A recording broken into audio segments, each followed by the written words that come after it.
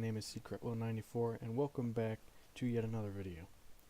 In this one I was asked if I could show my editing process, and I graciously decided yes, I will show you guys what it looks like when I'm editing. So I have a little test video here that I recorded, and I'm going to open it in Shotcut now. Alright, so Shotcut is now loading up. It takes a minute because it is kind of an unstable build. Mine's probably out of date, so I should probably update that.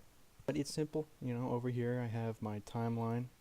That's where the actual editing happens. So when I open a clip, I would just move it over here. So now I can see from beginning to end the whole video and everything I edited in it. So now that I have the video open, I can scrub, so I can see where different things are, and I can use the arrow keys to scrub by milliseconds, or I can drag to scrub quickly. In the beginning here, I had started the recording of the test video and I painted a car, so maybe I would want to cut out this little section here. So what I would do, tap S, and I would cut out that little bit right there. So now the actual video starts here. Now again, I can scrub, so that way I can skip up to the part where I found my house. Let's say I wanted to add some filter to it. So I would probably go to where I opened it. So I would split there and split there. I would select that, and this is my filter window. And here I have all my favorited filters. There are many filters that you can choose from. I have not experimented with all of them, but it is absolutely a learning process. I will tell you that much. So let's say I wanted to make this bigger to emphasize the fact that I got a gift. I would go into rotate and scale, and I can make it as big or as small. I can rotate it and I can move it around. So I'm going to reset these, and I'm just going to scale it and rotate it a teeny bit, like that. So that's done. So now I can replay it, and there we go. Emphasis on me getting a little present. Now I go into my house here and I start editing it. I start going around and I just edit it, you know, do things, put some stuff down, paint it. Nothing really special. Let's say I wouldn't want you guys to watch that or something. If I go in here, everything loads in. I can split here, and then I can skip ahead to about when I'm finished editing my house. I could split here as well. Now here's another thing I could do. I could up the speed of it so that way it's faster. So let's do 10 times speed.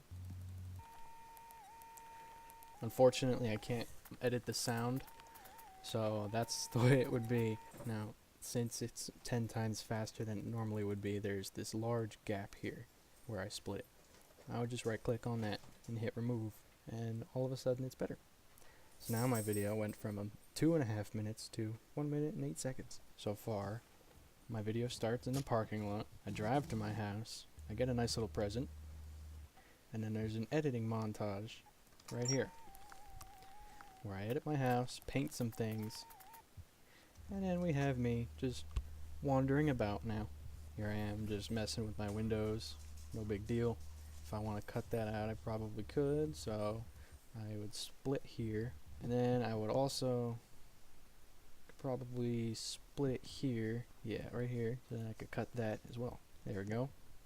So now I've shortened it by 8 seconds. So here I am now with the final edit. Not very long, but it's short and simple. If I wanted to, I could probably do fade out video to add some effect to it. So here in the end of the video, and it fades to black. At which point I would probably add my outro, which, if I can find it here, where is it? Here we go. So here's my outro. It's really loud. And I can just pop it right there. Where'd it go? And I could probably add a fade in for 2 seconds. like so.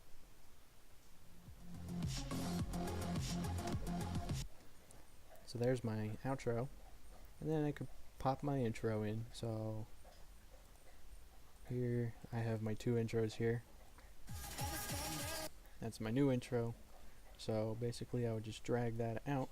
Hopefully it didn't overlap anything. Yeah, it did. So I would undo that, and I would select ripple, which basically when you move a track, it drags everything else along with it. Unless you have an audio track, which you would need to move them manually. It would not drag those with it. So I would plop that right there, remove that gap, and then add a fade out for, let's say 3 seconds, and then I could do that for 3 seconds, and there. So that would fade out for 3 seconds. And then it fades into the video. So at this point I have everything I wanted to done. If I wanted to add anything extra, I could probably add a little soundtrack or something to this, I don't know. But I will leave that just to simplify things. But you can add an audio track, so that way you can put audio clips in there. And I have all my audio clips around here somewhere. Sounds, yeah. I have all my little bits and pieces of audio that you've heard throughout my videos. And that's basically it. Once you're done, you would just hit export and select what you want and export file. You could name it if you so wished. Just name it test, save it, and then it will export the file.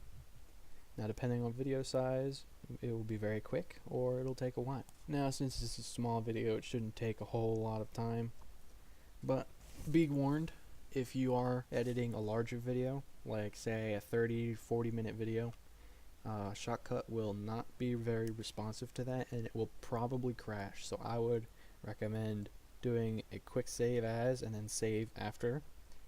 It will save as an MLT file, which you can use to reopen it in Shotcut, and it will only open in Shotcut as Shotcut uses MLT files as temporary data stores.